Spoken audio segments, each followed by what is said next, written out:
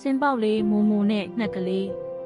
စိမ့်လန်းနဲ့တောအုပ်ကြီးတစ်ခုထဲမှာမူမူလို့ခေါ်တဲ့စင်ပေါက်လေးတစ်ကောင်နေထိုင်ခဲ့တယ်။မူမူကခန္ဓာကိုယ်ကြီးပြီးအားလဲကောင်းတယ်။သူဟာနေတိုင်းမြင်နာမှာပြေးလွှားကစားရတာကိုအရမ်းကြိုက်တယ်။မနက်ခင်းတစ်ခုမှာမူမူကတစ်ကိုင်းပေါ်မှာထိုင်နေတဲ့အဝါရောင်ငှက်ကလေးတစ်ကောင်ကိုတွေ့လိုက်တယ်။ငှက်ကလေးကပျော်ပျော်ရွှင်ရွှင်သချင်းဆိုနေတယ်။တီတီတီတီ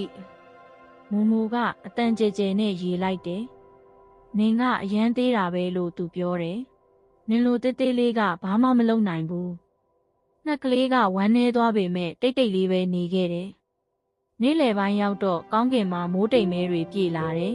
။မိုးကအရန်ရွာလာတယ်။မူမူကကြောက်လာတယ်။အိုး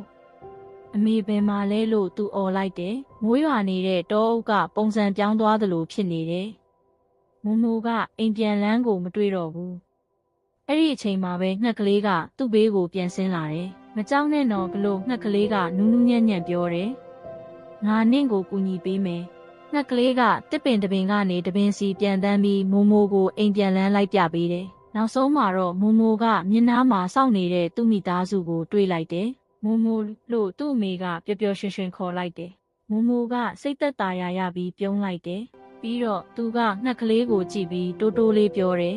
။နင့်ကိုလှောင်ခဲ့တာတောင်းပန်ပါတယ်။နင်ကသေးပေမဲ့ငါ့ကိုအများကြီးကူညီပေးခဲ့တယ်။ငှက်ကလေးကပြုံးလိုက်တယ်။အဲဒီနေ့ကစပြီးမူမူဟာတရိတ်ဆန်တိုင်းကိုကျင်ကျင်နာနာနဲ့လေးလေးစားစားဆက်ဆံတက်လာတယ်။ပြီးတော့တရိတ်ဆန်တိုင်းဟာတေးသေးကြီးကြီးလေးစားထိုက်သူတွေဖြစ်တယ်ဆိုတာကိုသူသင်ယူခဲ့တယ်။